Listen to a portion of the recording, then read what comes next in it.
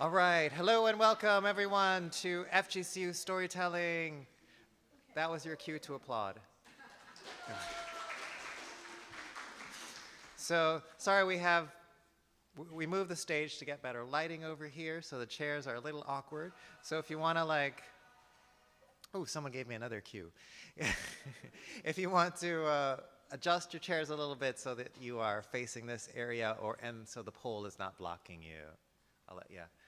Chairs are movable. Go anywhere you want. All right.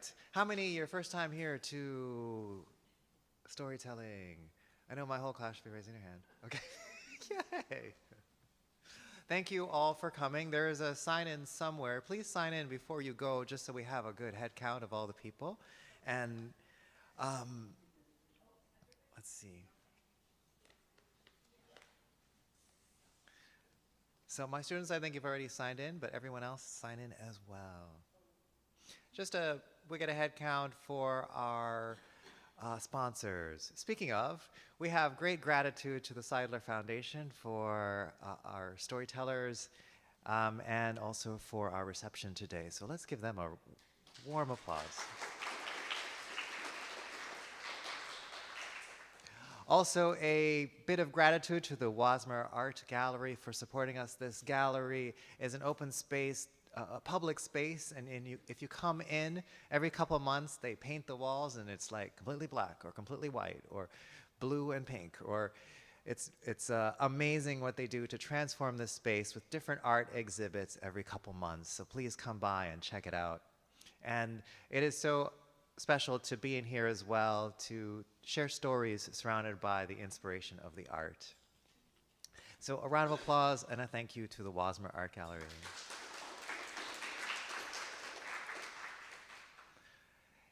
And the very important announcement that we always do at every kind of performance and theater event is that thing that many of us have in a pocket or in a purse to please silence your cell phone or any other noisemaker that you might have.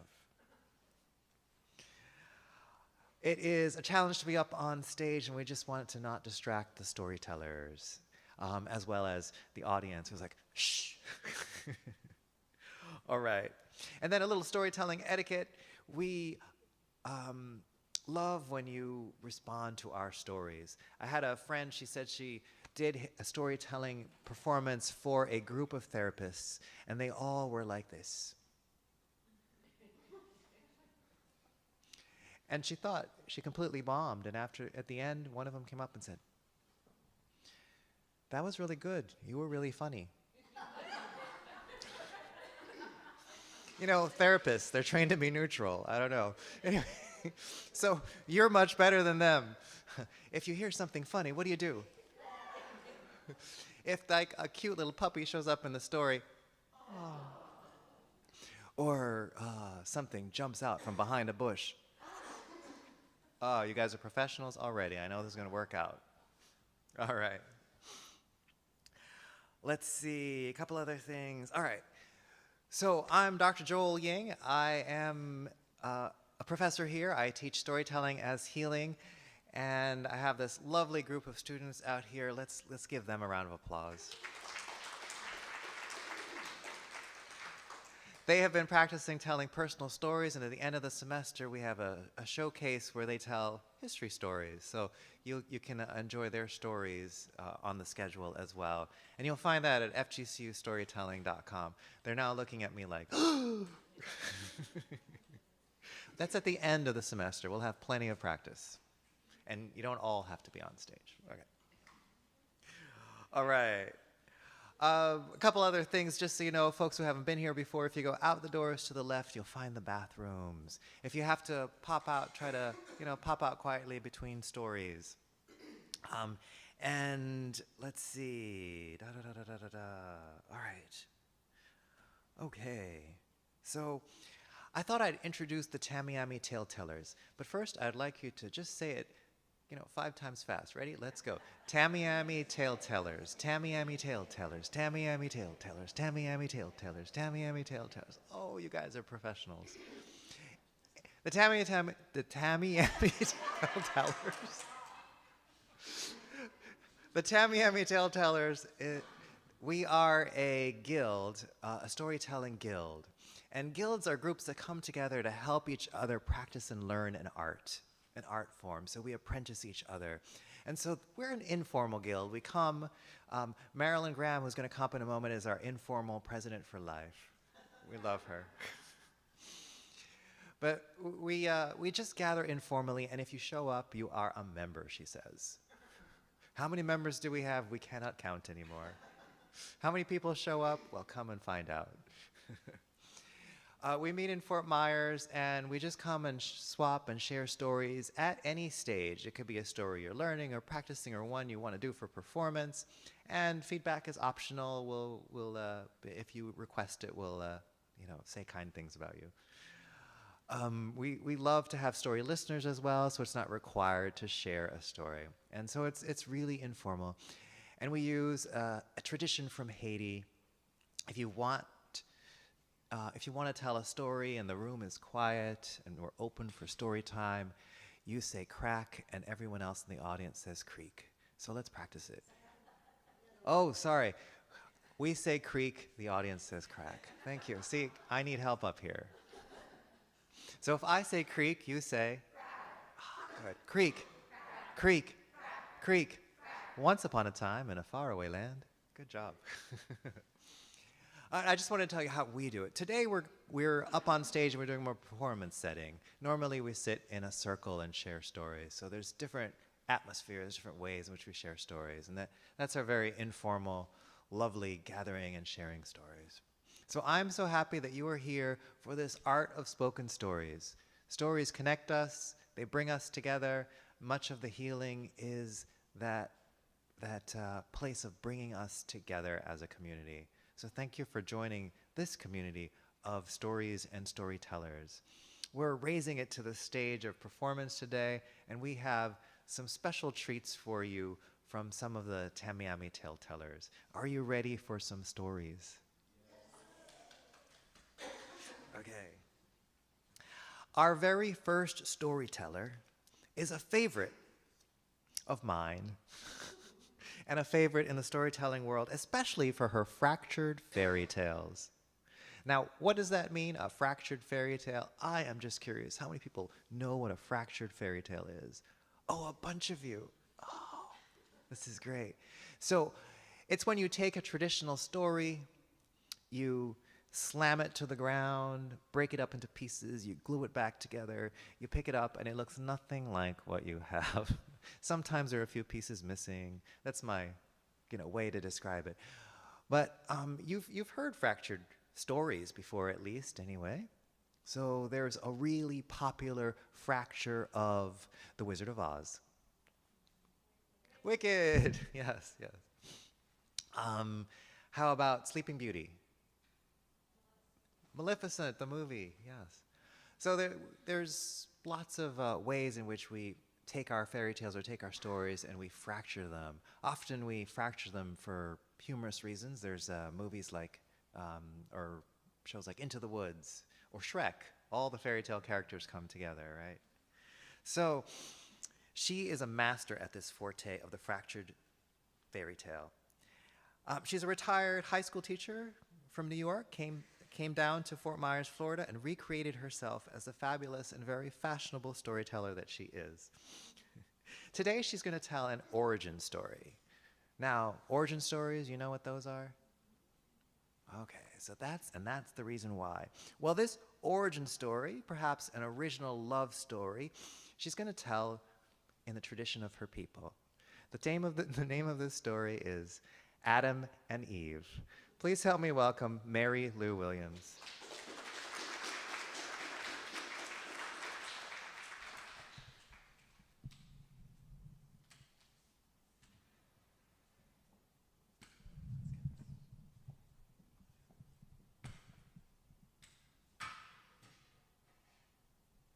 Okay.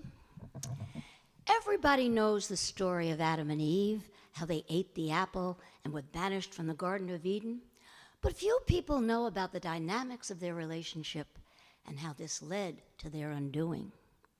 In the beginning, God created the heavens and the earth, the birds of the air, the fishes in the sea, and the beasts in the fields. Then God created Adam and then Eve from Adam's rib. And that's when all the trouble started. God told them, "Do not eat the fruit from the tree of a knowledge of good and evil." Other than that, they could do whatever they wanted to do. But there was nothing for Adam and Eve to do, because everything in the garden was working just the way it was supposed to. Everything except Adam. He wasn't working at all. He spent his weekends watching football. He watched Monday Night Football every night of the week. He watched the Bengals and the Colts, the Bengals and the Colts, the Tigers and the Lions, the Panthers and the Jaguars, the Bears and the Rams, the Dolphins and the Seahawks, the Eagles and the Falcons, the Cardinals and the Ravens. "Don't you have anything better to do than to watch a bunch of animals fight over a football?" said Eve. Adam had no ambition. But Eve was just the opposite. She was very ambitious. She wanted a career. But she said to Adam, "You have no ambition. Why don't you do something besides watching all these animals play football?" And he said, "What else am I supposed to watch? The plants? There are no football teams called the rhododendrons or the rambling roses." Adam had no ambition, but Eve was just the opposite. She wanted a career. So one day she told Adam that she was going out. Out where? Out shopping. What for? We have everything we need right here. For clothes. I don't have a thing to wear. You don't need anything to wear. We live in a climate-controlled environment, like Florida, in season, but without the traffic. I need clothes to make a good impression, said Eve. Who are you going to impress? I'm the only one here, and you don't need to impress me. You're the only woman in the world for me. I am going out looking for a job, said Eve, and naked people do not make a good impression on job interviews. That depends upon the job, said Adam. Oh, you are so immature. Well, what do you expect? I was born yesterday. Eve went out shopping and came back with a dress for success outfit, a pinstripe fig leaf. She put it on and informed Adam that she was going out looking for a job. Lots of luck, impressing the birds of the field, the birds of the air, the fishes in the sea, and the beasts in the field, said Adam, not to mention the rhododendrons and the rambling roses. That night, when Eve came home, she informed Adam that she had found the career she wanted to pursue. She had applied for a job on Wall Street, working for a financial company. You can't fool me, said Adam. There's no such thing. A company is made up of people, and there are no other people in this world. We're the only two people God has made. Well, these people, said Eve, are self-made. Oh, really? And how did they turn out? A little crooked, but quite rich. The next day, Eve got an email saying she hadn't gotten the job. She didn't have the necessary education. The job required a degree from a prestigious university like Harvard, Princeton, or Yale. Well, you didn't even graduate kindergarten, so that's the end of that, said Adam. Oh, no, it's not, said Eve. I'm going to get an education. And how are you going to do that? I'm going to eat the fruit from the tree of the knowledge of good and evil, said Eve. Then I'll know everything, just like God. That'll beat Harvard, Princeton, and Yale, not to mention insider trading, too. But that's forbidden fruit, said Adam. Of course God forbid it, said Eve. He doesn't want any competition. I was talking to this serpent, and he said that if I ate the fruit from the tree of the knowledge of good and evil, I would know everything that God knows. And God couldn't do anything about it. He sounds like a snake in the grass, if you ask me, or the world's first lawyer. I'd be afraid to take that advice if I were you. Oh, you're such a wimp, said Eve. And she took that apple. And she took a bite. Ooh,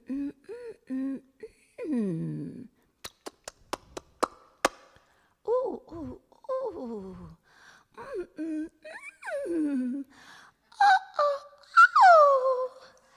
And she went on and on and on.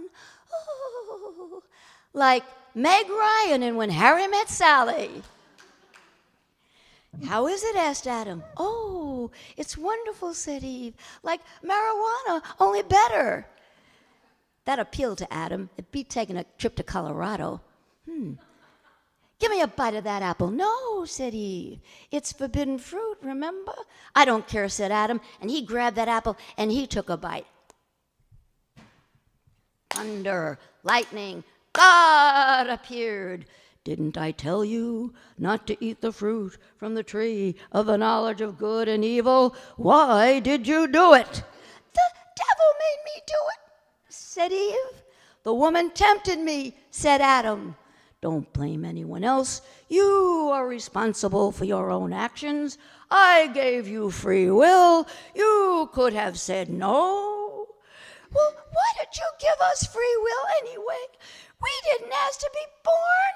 Thunder, lightning, uh-oh, now you've done it. Listen, Lord, that we didn't include me. She's using the royal we. She's speaking for herself. I didn't say it. Yes, but you were thinking it. How do you know? I'm the Lord. I know everything. Now, I'm expelling you two from the Garden of Eden, and I'm giving you the power to procreate. Go forth and multiply. And remember those words. We didn't ask to be born. You'll be hearing them again.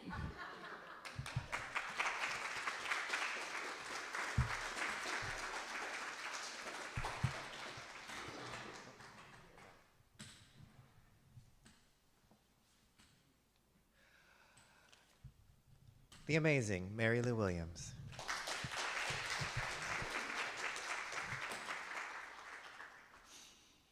I'm just curious, what did we learn from that story? Anybody out there? Quiet. Oh, wow. They didn't learn a thing.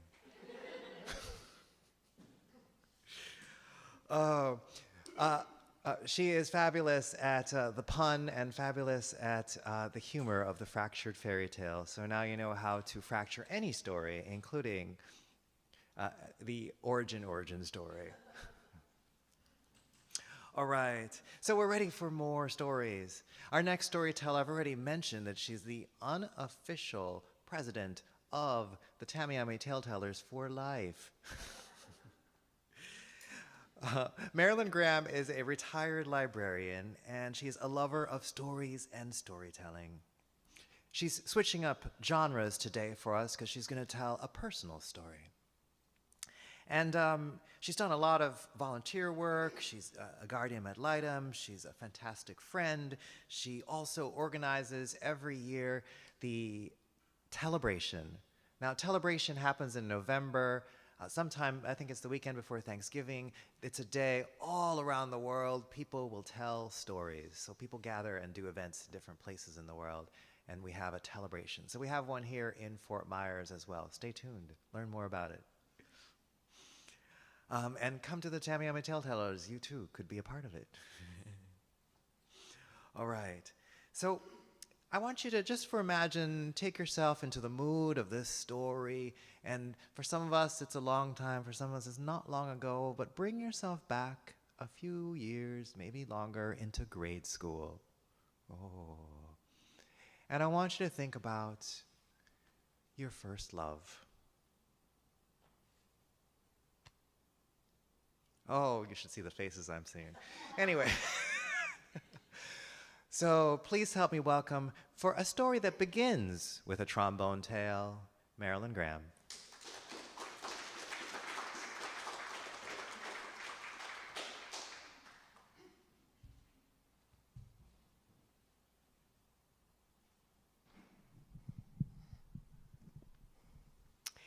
I joined the school band in 7th grade. I played the trombone. Now, I have to say that playing the trombone was not my choice. I dreamed of playing the flute, so dainty and elegant. But my father said, "Marilyn, we don't have a flute, we have a trombone." And so I learned to play the trombone. And my brother, my bossy brother, Paul, was my first teacher. And I played well enough to join the band in 7th grade. Now, there were 3 trombone players in the 7th grade band. Jerry Johnson was in first chair. He was the best. Roger Smith was in second chair, and I was new to band, so I was in third chair. 8th grade came along, and this is in the days of junior high, before middle school, so we had 7th, 8th, and 9th in junior high. 8th grade came along, and the seating in the trombone section was the same. Jerry Johnson in first chair, Roger Smith in second, and I was in third chair. 9th grade. And all this time, I had been taking private lessons. So when the seating was the same in 9th grade, I thought, I know that I play better than Roger anyway. Band had a challenge system. If you wanted to advance to the next chair, you could challenge the person in front of you. You told the band director what you wanted to do, and then he would pick a piece that each of you would play in front of the whole band, and the band voted on who won the challenge. Well, I challenged Roger, and I won the challenge.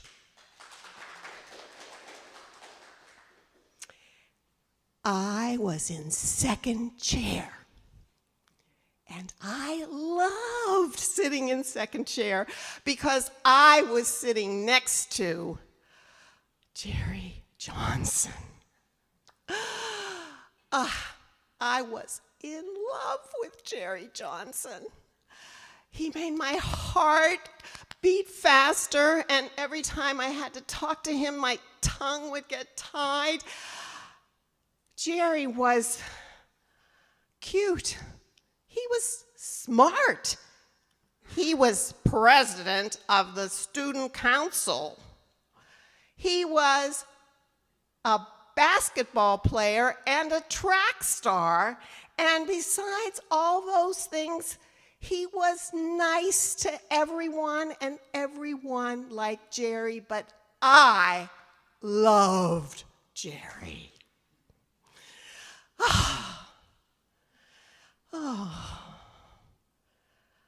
But let me tell you, Jerry was nearly perfect, but I played trombone better than Jerry did. So after blissfully sitting next to Jerry for a month or so, I decided to challenge Jerry for first chair. I told the band director my intentions, and he was very surprised. I don't know if he knew I was in love with Jerry or what, but the end of that class period, that band period, he announced to the whole band, "Tomorrow we will start with a challenge for first chair in the trombone section." The entire band gasped. Can you gasp? That's what happened. And Jerry looked at me with utter astonishment.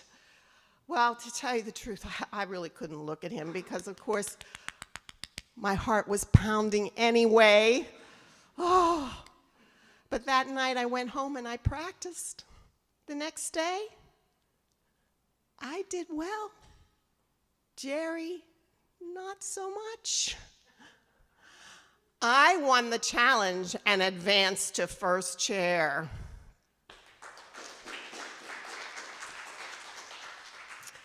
Well, I was still sitting next to Jerry Johnson. I was in first, he was in second, but you know what? It wasn't quite the same. You know, he didn't overtly show that he was unhappy with me for having challenged him, but, you know, there was a little different attitude, but he remained friendly to me, and I remained in love with him for the duration of 9th grade. The next year, we went to high school.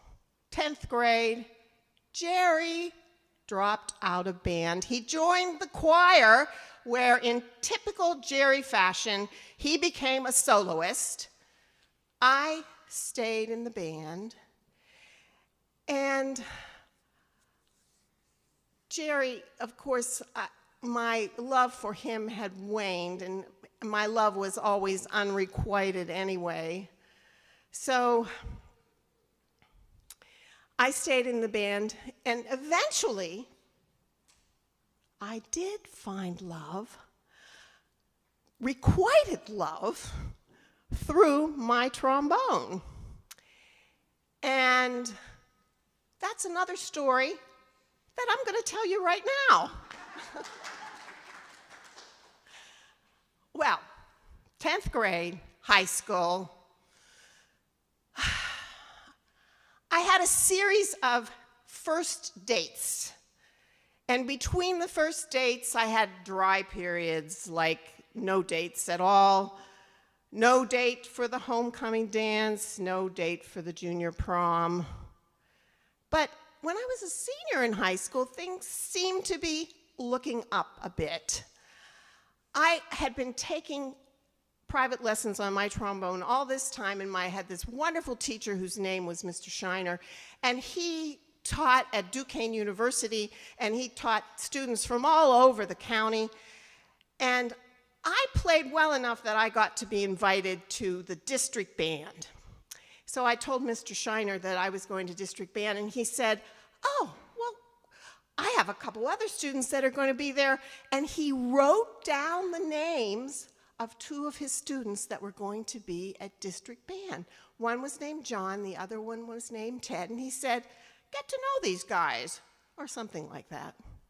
Well, I put that little note in my trombone case, and I kind of forgot about it, and then I went on to district band, and getting out my trombone the first day when we were going to have rehearsal, and I saw that note, and then I had the list of all the people that were in the district band, and I looked at the trombone section. John was first chair. Oh, he must be very good. And Ted was 3rd chair. I was in 5th chair. Not too bad, but, you know, down the road a little bit. And I checked out these guys. Well, John looked like, you know, just an ordinary kid. He must be a real good trombone player, 1st chair. But Ted, wow, he was handsome. Oh my goodness. He was tall, dark hair, nice strong jaw. So, gosh, he was very good looking. He intimidated me a bit. I thought, well, that Ted is a little out of my league. So when we had a break, I decided to talk to John, even though he was in 1st chair. Appearance-wise, he didn't intimidate me, so I went up and introduced myself. I said I was a student of Mr. Shiner, and you know, went on and on for a minute or so, and he looked at me like, "So what?" And and I, you know, didn't know what to say, but Ted was nearby, and he heard me saying this, and he walked over to me. Mwah!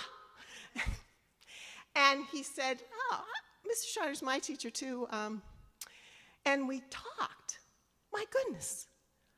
He talked, and I listened, and then I did talk a little. I was mostly just, interested in looking at his handsome face. But we talked, and then he said, why don't you sit with me when we go to lunch? We had lunch in the cafeteria. We sat together with some other kids. Yak, yak, yak, yak, yak, yada, yada, yada. We had our concert that night. Before the end of the day, Ted had asked for my phone number. Wow. So I thought, well, there's no way he's going to call me. First of all, he lived on the other side of the city, at least 20 miles away from where I lived. So why would he call me? Well, we did seem to have good conversation. Maybe that was it. But I sort of thought he wouldn't call. Guess what? He called. He called a couple days later, and we just picked up with that conversation. We were talking, yak, yak, yak, yak, yak, yak, yak. In fact, so much so that my father said, Marilyn, get off the phone. You've been on there long enough. One of those kinds of dads. And so I said, oh, my dad wants to use the phone. I have to go. Well, then I thought, that's that. But not so, because the very next day, Ted called back. And this time he got right to the point, and he asked me if I would go to the movies with him on Saturday night. And I said, yes. I said it real quick before he could change his mind. And Saturday night came, and Ted came to the door. I answered the door. Wow, Ted even looked better on Saturday night than he did at District Band. I invited him into the house. He had to meet my parents and all. And then we went off in his car, his father's car, and went to the movies. We saw the Thomas Crown Affair with Steve McQueen and Faye Dunaway. And those of you that are not familiar with that, go and find it. It's a wonderful movie. Particularly Faye Dunaway with all her beautiful clothes, and she had just perfect appearance and just did everything perfectly. And I sat there thinking, oh gosh, I wish I could just be like this much like Faye Dunaway. But Ted seemed to like me just the way I was. And he held my hand. He was a perfect gentleman. And the end of our date, he walked me up to the door of my house, and he asked me if he could kiss me goodnight. Well, he did. One soft, sweet kiss. My gosh, that electricity went right down to my toenails. My heart was pounding. I could barely stammer a thank you and good night to him, and I went into the house and closed the door, and then I backed up against that closed door. Oh, I was in love. Well, the amazing thing was that was not a one-and-done date. He asked me out again. And again, he came to my school when my band had their spring concert to watch me play a solo. Wow. And then Ted asked me to go to his senior prom. Wow. I think Ted was my boyfriend. What do you think? I mean, it was like such a wonderful feeling. I had this great-looking boy who I was going out with, and I'm going to his prom? Wow. So we went to the prom, and one thing that was really important to me was when you go to the prom, they take those official prom pictures. I needed a picture because the girls, my girlfriends, never met Ted. He went to a different school, and even when he came to that concert that night, nobody met him. So they kind of didn't believe me when I said how cute he was. So I got that prom picture. I got one that was like 5 by 7 in a little frame. And then I got one that was just the right size for my wallet. And you know, Ted and I did date for a while. But we both went on to college and, you know, didn't work out like forever. But that picture, I kind of always had a little torch for Ted, and I carried that picture in my wallet for the longest time. I mean, I was married and I still had that picture in my wallet. So, I'm going to show you. I got it blown up so you can actually see it. So, now you're going to be surprised. I just want you to remember, I was 17 in this picture. And it's a little bit fuzzy because it was reproduced from that very small one. But here's Ted and me at the prom. So I did find requited love through my trombone. And if you remember at the very beginning, I said that this was my father's idea that I play the trombone. So the moral of this story is, Father knows best.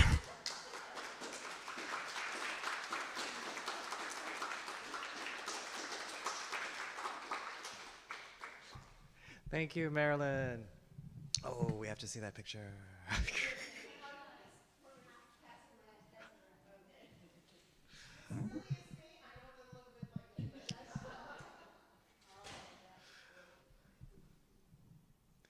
So, personal stories are lovely. I want to thank Marilyn Graham again. It's amazing how someone's life, their own specific details, can pull us in and tell us so much about our own life. So I hope you learned some lessons from Marilyn Graham. Well, we're going to continue the theme of love in many different ways, and our next storyteller is a professor emeritus from FGCU. She was the program director of the occupational therapy department. You know, retiring from that, doing that for so many years, I think that alone needs some applause, right? Well, she has theater in her background as one of her loves. She actually, I think, majored in theater for a while and did plays, and then she discovered storytelling as something that she could do that, you know, was a little more flexible when she had a family. And she's come back to storytelling in this retirement, and she supports storytelling in many different ways. She's been on the board of the Florida Storytelling Association, which puts on a festival every year in Mount Dora, which is about an hour north of Orlando. We were just there. I'm the festival director, so I have to plug it a little bit. But we have the same kind of performance and fabulous storytellers. Now, Lynn is giving us a different genre. She's bringing us into another place of folk tales again. Now, folk tales I think of as the personal stories of a people.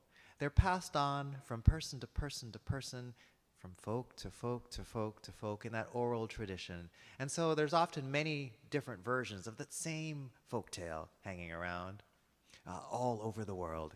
And so she's going to bring us a little bit of the wisdom from a folk, so captured in this story, and also the culture that's captured in this story. Now, she's also volunteered because I want to tell you about another organization called Artists Standing Strong Together that has helped support storytellers through the pandemic. Remember, storytelling is a gig economy, and if any of you have been in a gig economy working for money, and suddenly something like a pandemic happens, where every gig is canceled, it can be devastating if that's your livelihood. So helping artists through this was Artists Standing Strong, and they're still meeting together to help artists. But I wanted to drop back into the folktale that Lynn Jaffe is going to tell today. She's going to tell us the story of Rachel the Clever. Please help me welcome Lynn Jaffe.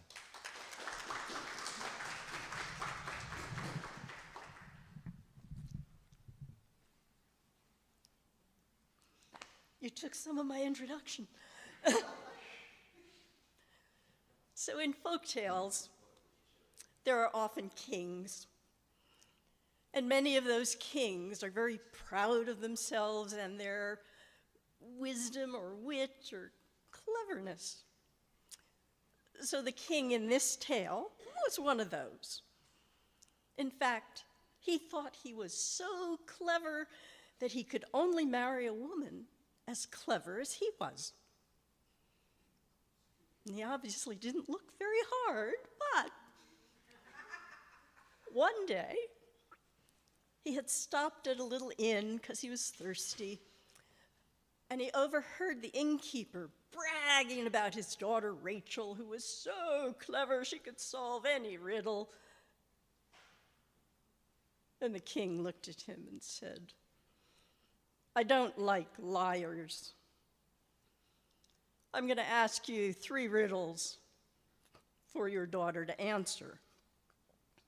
If she can, fine, I'll reward you. But if she can't, you lose your inn." And he left. Well, the innkeeper was in a panic because the king had asked, "What is the fastest thing? What is the richest? And what is the sweetest?" So Rachel finally came back to the inn. "What's the matter, Father? You look very distressed." "The king needs you to solve 3 riddles, and if you can't, I'm going to lose my inn." So he explained what the riddles were, and Rachel just smiled and said, "You're not going to lose your inn, Father. Go tell the king, thought is the fastest. The rich earth is the richest, and love is the sweetest." So the innkeeper went up to the castle and told the king, and the king was a little perturbed. He had vowed to marry a clever woman, and this Rachel, the innkeeper's daughter, sounded clever, but she was only an innkeeper's daughter.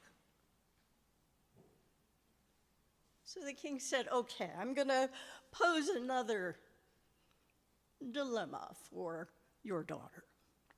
In 3 days' time, she should come to the castle, neither walking nor riding, neither dressed nor undressed, and bringing a gift that is not a gift."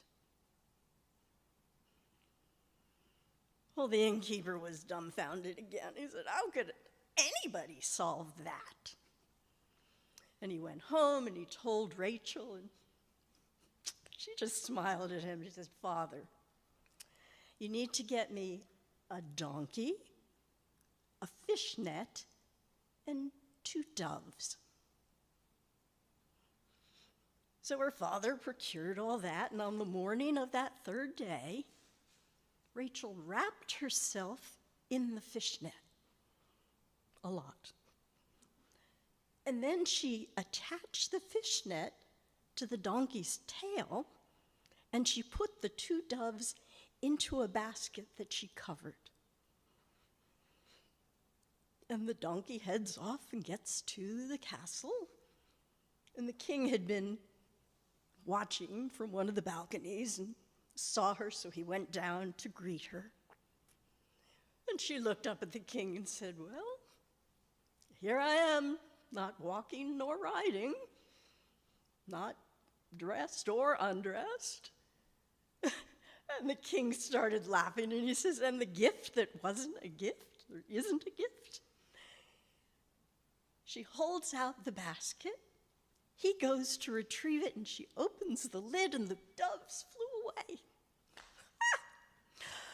That's certainly a gift that is not a gift. Well, besides being so clever, Rachel was actually quite nice looking and quite kind. And the king, when he wasn't being so proud of his cleverness, was also handsome and kind. It is a folktale. So they looked at each other once and they liked what they saw. They looked at each other twice, and he forgot he was a king and she was an innkeeper's daughter. And by the third look, the king was totally sold and said, Rachel, will you marry me? And she agreed.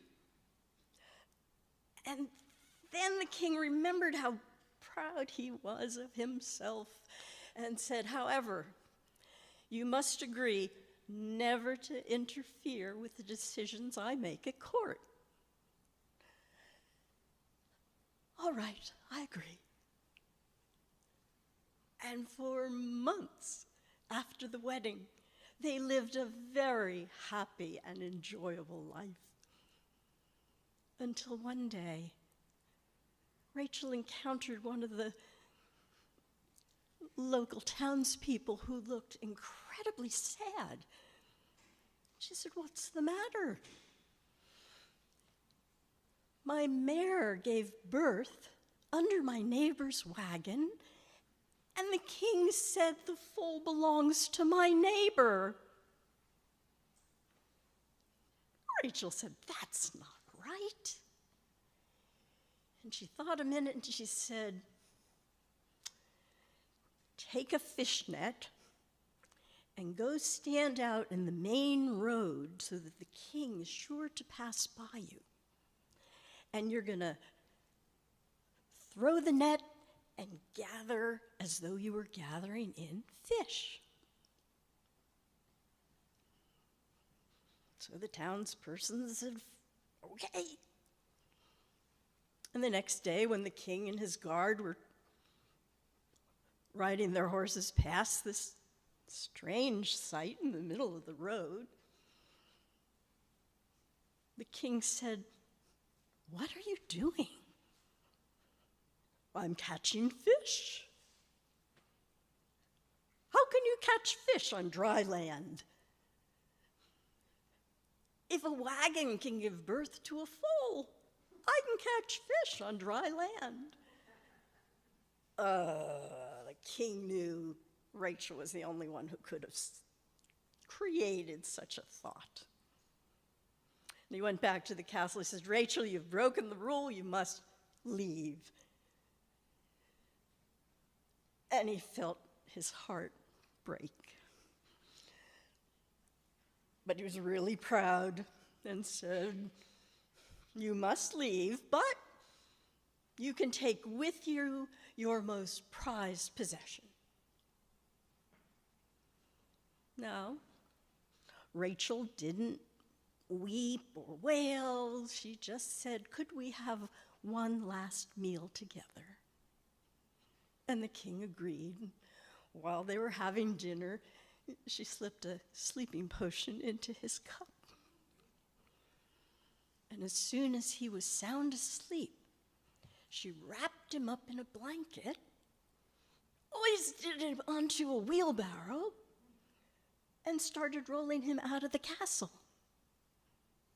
Well, the guards knew that she could bring her most prized possession. They just thought, oh, this must be some big gold, who knows what.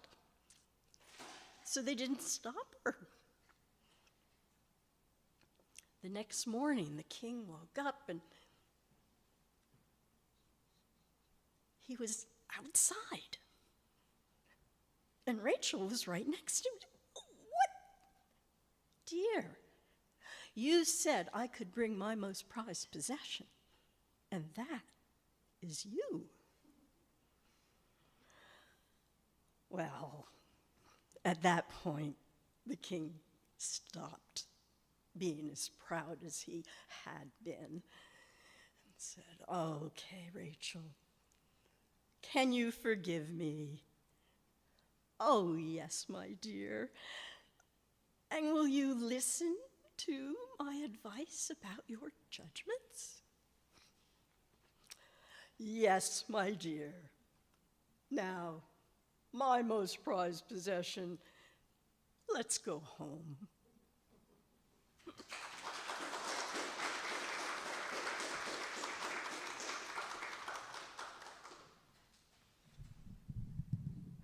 Thank you, Lynn. Thank you, Lynn, for sharing that folktale. As storytellers, we share stories that we love and that we want to pass on. So think about that story and what's the wisdom in there for you, and maybe you'll pick up that story and tell it yourself too. Or maybe you'll adapt it in a way that it makes sense to your world or the world today. So as you look at folktales, think about how you will change them. So I have a last story for you. And I got this story from another storyteller in Ireland, Claire Murphy, and she told me that there's versions of it all over the world, and this version is called The Marriage Boulder. There once was a man in search of a wife. Now, this was Ireland, so every evening he would go out with his friends to a bar. He went out, and the men were on one side, the women were on another. He went over, he ordered a drink, he took a sip, and then he looked up, and he locked eyes with the most beautiful girl he'd ever seen across the bar. He ordered another drink. He walked over to her. They started to talk. And they talked some more, and they talked some more. And afterwards, they went for a walk, and they walked and talked, and they walked and talked. Over the next couple of weeks, they, walked and talked and walked and talked. And after another couple of weeks, he thought, this is the one. This is the girl I'm going to marry. Now, in this part of Ireland, it was tradition, if you were going to marry, you would take her to your dad. So he went to his dad and said, Dad, this is the girl I'm going to marry. And his dad said, oh, really? Bring that boulder over here. Well, the man looked out in the garden, and he'd seen that boulder, but it looked like the garden had grown up around the boulder. As far as he could remember, that boulder had never been moved. But this was his dad. Okay.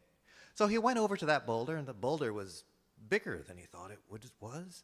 He went down, and he started to lift that boulder, and he heaved as hard as he could. His face was red, and that boulder would not move. And so the dad turned to the girl and said, are you sure you want to marry him? He's so weak. And the girl said, no, not really. And she left. Now, the man could not believe that his dad had ruined his life. He just clenched his fists, he bit his tongue. He didn't want to say anything that he would regret. He was so angry, like steam was coming out of his ears. His dad had ruined his life. He just walked out of there. He walked to his apartment. He slammed the door. He sat on the couch, and he did not get up for a week. Every day his friends came by. You got to get back up. You got to get out there. My dad, he ruined my life. You got to get back up. There's plenty of fish in the sea. There's plenty of birds in the air. There's plenty of cattle in the field. You got to get back up. You got to get back out there. My dad, he ruined my life. There's no hope. You got to get back up. Well, finally, they convinced him to go out to another bar. Well, the men on one side, the women were on another. He walked in. He ordered a drink. He took a sip. And he looked up, and he locked eyes with the most beautiful girl he'd ever seen. He was almost thanking his dad. Well, he ordered another drink. He walked over to her, and they started to talk. Afterwards, they went for a walk, and they talked some more. And over the next couple of weeks, they walked and talked and walked and talked and walked and talked. And after another couple of weeks, he thought, this is the one. This is the one I'm going to marry. And so he knew that it was tradition that he would take her to meet his dad. But this time, he had a plan. He was going to work out.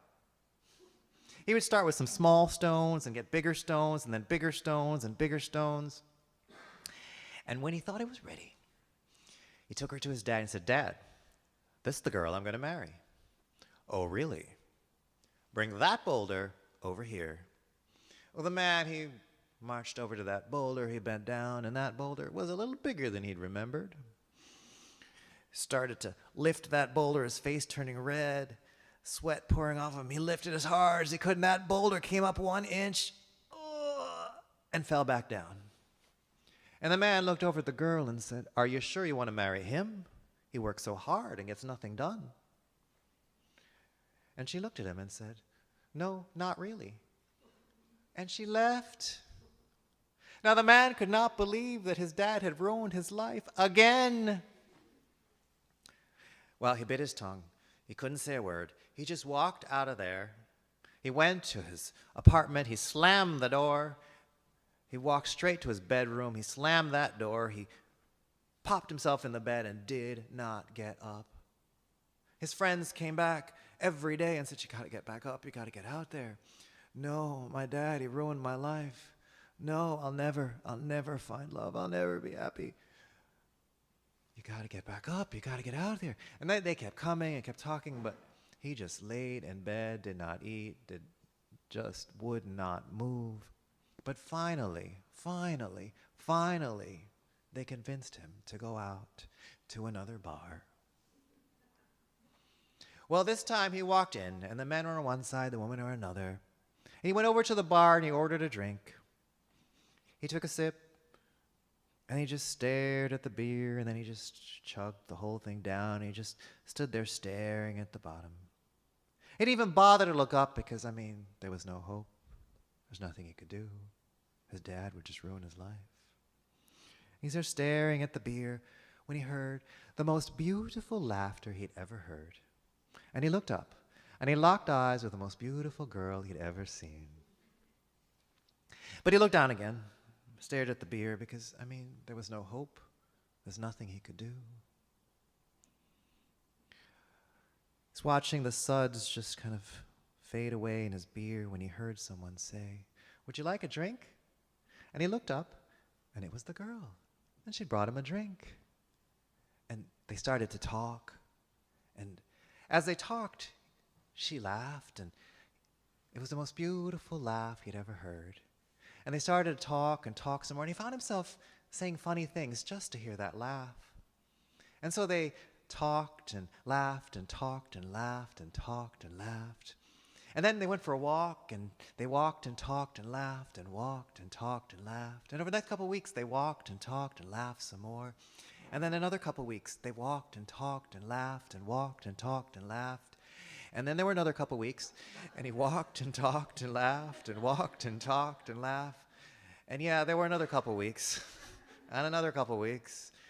And, after a while, he could see on her face that if he didn't do something, he was going to lose her. And so he said, Would you like to meet my dad? I'd love to. So he walked in. This time he didn't even say a word to his dad. He just looked at her. She came in, looked around. He just walked over to the boulder. He bent down. He started to pick up that boulder, sweat coming off his face. His face was red. He's heaving as hard as he could. And that boulder came up 1 inch, and he was trying as hard as he could. And suddenly the boulder got lighter and lighter and lighter. And when he opened his eyes and looked at the boulder, there was another pair of hands on the boulder. And he looked up, and he locked eyes with the most beautiful girl he'd ever seen. Now the dad took a look at the two of them and said, Now that's a girl you should marry.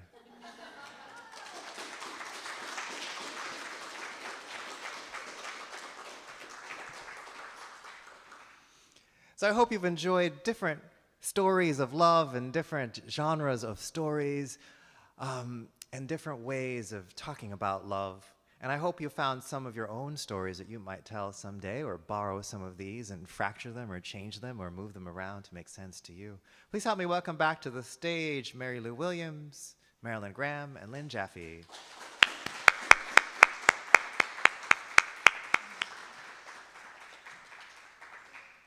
So we are the Tamiami Tale Tellers, and this is the educational portion of the event at the evening. We also wanted to talk about story and storytelling and just open it up to questions from you before we close out the night. So I will give you this.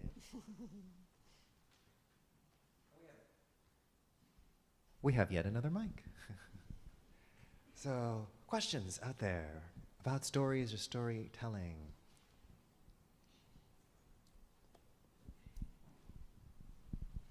We have this hand and this hand. I'm just really curious what inspired you to tell the Adam and Eve story and like where that kind of came from. Oh, thank you. Oh, thank you for that question. And I love to tell fractured fairy tales, but I ran out of fairy tales. So I had to come up with other genres to fracture. So I said, well, what about Bible stories? Because when you fracture a fairy tale too, it helps if it's in everybody's familiar with it, because they can identify it, they can see what you do to make it different. So I said, well, everybody's familiar with Adam and Eve, so I'll tell Adam and Eve, and I can fracture that just the way I do fairy tales. So I decided to do that, and then I try to make them funny and make them relevant, so I bring in modern references like, how many of you have seen When Harry Met Sally?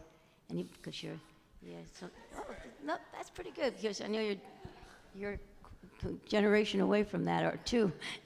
But anyway, so I figured that would be a perfect place to put in reference to Harry Met Sally. And so that's how I came to write Adam and Eve, because I wanted something very, very familiar, and nothing's more familiar than Adam and Eve. Thank you for the question. I was just going to ask, where did you hear the story of your story and your story first, and what inspired you to retell it?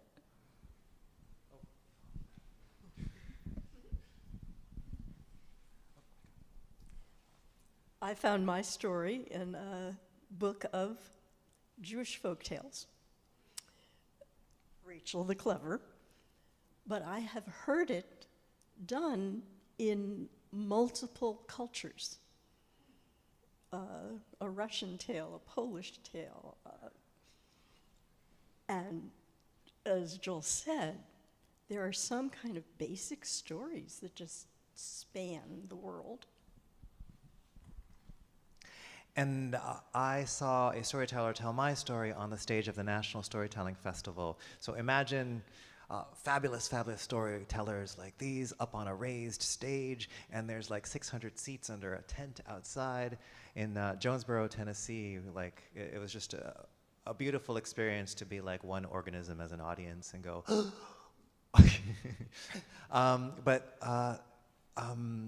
I just fell in love with the story, and I sort of dreamt on it and made it my own, and told it in my own style, but borrowed a lot. And I met her at another festival and asked her, "Where's that story from? Where did you get it? What can I tell it?" And she told me that there's versions in different parts of the world with different names, and she told me where she got this one. And so one of the cool things, folktales are in the public domain. We have to massage them to make our own version. And so I invite you to, make your own version. You just read a few different. One of my friends said, read a few different versions. Look for a search, and then reimagine it or think about it, and make it make sense to you. But it just spoke to me about what love, should be, and I decided I wanted to share it. And I think that's how we all come up with our stories. We find a story that we love and want to share, and still is pertinent and modern today, and needs to be heard.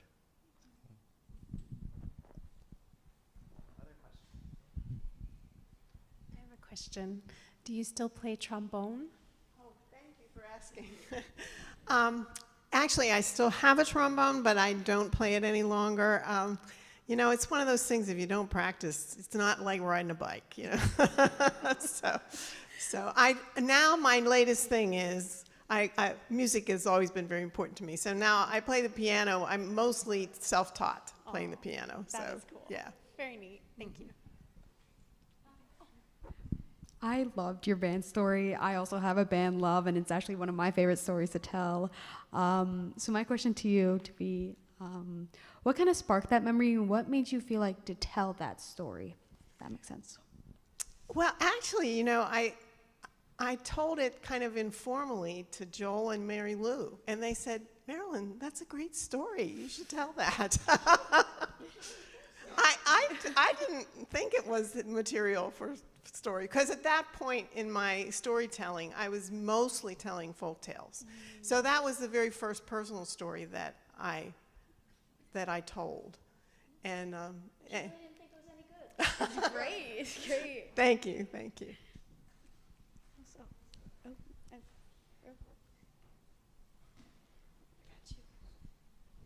So, This is a question for all y'all.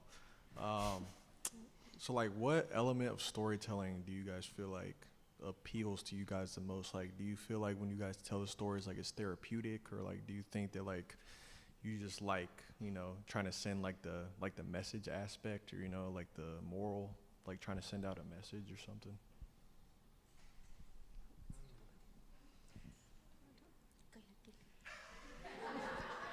Well, okay, I'll as far as like telling stories, I just mentioned I usually told folk tales. I was a children's librarian for many years, so I told stories really to get children to learn to listen, and I'll tell you that it really is a skill to learn to listen when you're 3, 4, and 5 years old, and so that was kind of my motivation to be so. I mean, to just get their attention so much that they would listen really well. So now it's kind of, I've kind of, as I, you notice that I expanded my repertoire, so now I tell personal stories too. And I still have the same motivation. I really want to see people listening and getting, you can see in their eyes that we're getting in their heads, and I think that some storytellers at like the National Storytelling Festival, and also at the Florida Storytelling Festival, we just went to that. Wow, some of these people that do this for a living are just so enchanting, and you really just you find a layer of emotion inside of yourself just from listening to these stories that you may not have known was there, or you've forgotten was there. We get kind of jaded with just daily life, I think, and so the stories bring out things that are a little bit hidden. Anybody else? My first criteria is usually, is it a funny story? I like entertaining. But within my limited repertoire, I have a chunk of Jewish stories, because that's my tradition. I have a little chunk of Christmas stories, because that's when there's a lot of storytelling going on. And so it kind of depends how many stories are being told and what would be the sequence, where would it fit. I haven't gotten to a place where I try to moralize. I was a high school English teacher, and when I started telling stories, I was a Toastmaster. You all know what Toastmasters is? It's an organization to teach public speaking. And I did the storytelling manual, and I needed stories to tell. And I was, as I said, I was a high school English teacher, and I had favorite short stories that I loved. And I thought, well, when I tell stories, I'll I'll just take those literary stories and tell them as oral stories. Now, the oral tradition is different from the literary one. When you take a literary story, you have to adapt it for storytelling. You have to have a colloquial style, a conversational style, rather than a literary style. So I rewrote them to make them suitable for oral telling. And I started out with 5 stories that were literary stories that I loved as an English teacher and as a lover of English literature. And that's where I started out, with stories that appealed to me. And then when I branched out from that, I started telling fractured fairy tales. And I picked stories that appealed to me, that I liked and I enjoyed listening. And then I figured if I like them, I can convey that love of them to the audience if I can put that same feeling in that I feel about them and convey that to the audience. So I started out with literary stories that I had taught and had enjoyed as a teacher. Let's see. I'm like, what was the question? No, I was also in Toastmasters, public speaking, and I was really enthralled by public speaking. And one of the cool things about the organization of Toastmasters and getting up on stage, we call it failing forward. You get up on stage, you get better. You get up on stage, you get better. And you get up on stage, you get, like, it's one of those things you do and you just get better as you do it. And it's really nice to grow inside. But one of these times I went to a meeting, and instead of a speech where you just give information, I heard somebody, Miss Mary Lou Williams here, tell a story. 20 minutes of story coming out of her head, and I was just so captivated, I thought, I want to be able to do that. And Mary Lou talked about the storytelling manual, so I did the storytelling manual, and one of them was a folk tale. And I remember I told like Brer Rabbit, but it's Brother Anansi and the Tar Baby. So from my tradition in Jamaica, where I'm from. And I remember I got up on stage and I told the story, and these voices came out and these characters came out, and I remember sitting down and going, what just happened? Where'd all that come from? And it felt like, the me that was here just got out of the way and a story came through. And I thought, I want more of that feeling, just to be alive and have something come through. And you said, how do I choose the stories? I get to share more of me through stories, so a story that has a part of me, I get to be more of me in different ways, embody different emotions, embody different characters, just telling. And I love playing with genres, and so I watched the art of story connect people and just fell in love with the art. And so I love stories of all kinds because it brings people together, like today.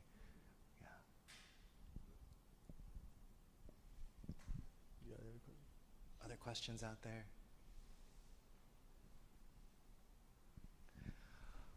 Well, I hope that you all have fallen in love as well with story, and I think all of us, we find stories we love, and we want to share that love with you through stories. So I hope that you will be inspired to tell your own stories to each other, but to your friends, to your family. It doesn't have to be formal and on stage. And just tell about your day, but find the story. So. And if you'd like to share stories with the Tamiami Tale Tellers, we meet on the 3rd Thursday of every month at All Faiths Church on McGregor Boulevard, 7 o'clock in the evening, 7 to 9 we meet, and it's very, very informal. We would love to have any of you come to one of our meetings. In fact, I don't even call them, I try not to call them meetings anymore. I call them get-togethers because there's no business. We just make announcements and introduce ourselves, and then we tell stories. So you have been a lovely audience. Please give yourselves a round of applause. And we hope to see you at more FGCU storytelling events. Check us out on the website, fgcustorytelling.com, and see you again soon.